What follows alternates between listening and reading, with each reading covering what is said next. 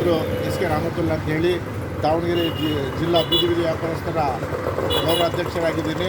ಸುಮಾರು 40 ವರ್ಷಗಳಿಂದ ನಾವಿಲ್ಲಿ ಬಾಪೂಜಿ ಏರಿಯಾದಲ್ಲಿ ವ್ಯಾಪಾರ ಮಾಡ್ಕೊತ ಬರ್ತಿದ್ದೀವಿ. ನಾವು ನಮಗೆ ಯಾವುದೇ ಸರ್ಕಾರದಿಂದ ಭದ್ರತೆ ಇಲ್ಲ, ಸವಲತ್ತಿಲ್ಲ. ಆದರೂ ನಾವು ನೆರಳು ಬೆಳ್ಳು ನೋಡೋದಿಲ್ಲ. ಚರಂಡಿ ಮೇಲೆ ಸುಮಾರು 40 ವರ್ಷದಿಂದ ವ್ಯಾಪಾರ ಮಾಡ್ತೀವಿ.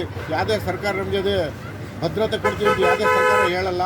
ಆದರೂ ಕೂಡ ನಾವು ಒಂದು ಮಳೆ ಗಾಳಿ ಅಂತ ನೋಡಿಲ್ಲಾರ್ದೆ ಇದು ಬಿಸಿಲ ವಾತಾವರಣದಲ್ಲಿ ಬಡವ್ರಿಗಾಗಿ ನಾವೊಂದು ಸಹಾಯ ಮಾಡಬೇಕು, ವ್ಯಾಪಾರ ಮಾಡಬೇಕಂತೇಳಿ ನಾವು ಇವತ್ತು ಬಾಪೂಜಿ ಸುಮಾರು 40 ವರ್ಷದಿಂದ ವ್ಯಾಪಾರ ಮಾಡ್ತಾಯಿದ್ದೀವಿ.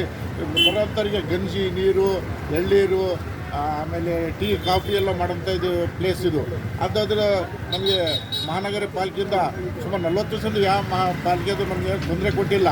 ಭಾಳ ಅನ್ಯೂನ್ಯವಾಗಿ ನಡ್ಕೊಂಡು ಬಂದಿದ್ದಾರೆ. ಅವ್ರಿಗೆ ನಾವು ಇವತ್ತು ಕೃತಜ್ಞತೆ ಸಲ್ಲಿಸ್ತಿರ್ತೀವಿ. ನಾವು ಯಾಕಪ್ಪ ಅಂದರೆ 40 ವರ್ಷದಿಂದ ನಮಗೆ ದುಡ್ದಿನ ಅವಕಾಶ ಮಾಡ್ಕೊತಿದ್ದಾರೆ. ಮೊನ್ನೆ ತಾನೇ ಯಾಕೆ ಇದ್ದಕ್ಕಿದ್ದಂಗೆ ಮೈಕ್ ಅನೌನ್ಸ್ ಮಾಡಿ ತೆರವುಗೊಳಿಸ್ಬೇಕಂತೇಳಿ ಎಲ್ಲ ಅನೌನ್ಸ್ ಮಾಡಿದ್ರು. ನಾವೆಲ್ಲ ಒಗ್ಗಟ್ಟಾಗಿ ಸೇರಿ ಒಂದು ತೀರ್ಮಾನ ಹೋಗಿ ಮಾನ್ಯ ಲೋಕಸಭಾ ಸದಸ್ಯ ಪ್ರಭಾ ಮೇಡಮ್ ಹತ್ರ ಹೋಗಿದ್ವಿ. ನಾವು ಪ್ರಭಾ ಮೇಡಮ್ ಸ್ಪಂದಿಸಿ ನಾವು ಕಮಿಷನರ್ಗೆ ಹೇಳ್ತೀವಿ, ಅದನ್ನು ನಿಮ್ಮ ತಪ್ಪುಗಳಿದ್ದಾವೆ, ತಪ್ಪು ತಿದ್ಕೊಳ್ಳಿ ಅಂತ ಹೇಳಿದ್ದೀವಿ.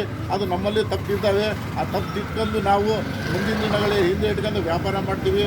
ಮೊನ್ನೆ ತಾನೇ ಆಯುಕ್ತರಿಗೆ ಹೋಗಿ ನಾವು ಸೋಮವಾರ ಮಾತಾಡಿದ್ವಿ. ಆಯುಕ್ತರು ನಮಗೆ ಸ್ಪಂದಿಸ್ತಾ ಇದ್ದಾರೆ. ನಮ್ಮ ರೇಣುಕಾ ಮೇಡಮ್ ಅವರು ಭಾಳ ಬೀದಿ ವ್ಯಾಪಾರಿಗೆ ಭಾಳ ಅನುಕೂಲ ಮಾಡಿಕೊಟ್ಟಿದ್ದಾರೆ. ಅವರು ಮೊನ್ನೆ ನಡೆದಂಥ ಜಕಾತಿಯನ್ನು ನಿಲ್ಲಿಸಿದ್ದಾರೆ.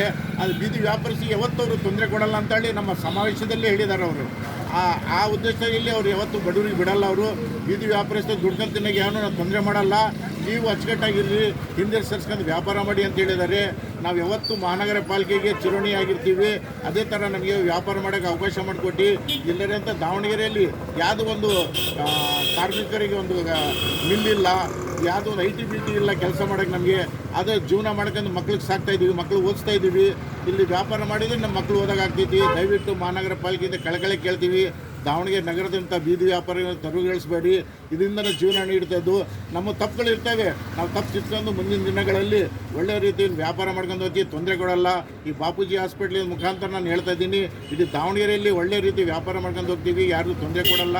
ಅಂತ ತೊಂದರೆ ಕೊಡೋ ದಿನದಲ್ಲಿ ನಾವೇ ಹೇಳ್ತೀವಿ ನಿಮಗೆ, ನೀವು ಮಹಾನಗರ ಪಾಲಿಕೆಯವರು ಭಾಳ ನಮಗೆ ಅನುಕೂಲ ಮಾಡಿಕೊಟ್ಟಿರಿ ಅಂತ ಹೇಳಿ ಈ ಸಾರಾ ಯೂಟ್ಯೂಬ್ ಚಾನಲ್ ಮುಖಾಂತರ ನೀವು ಮಾಡಿದಿರಿ.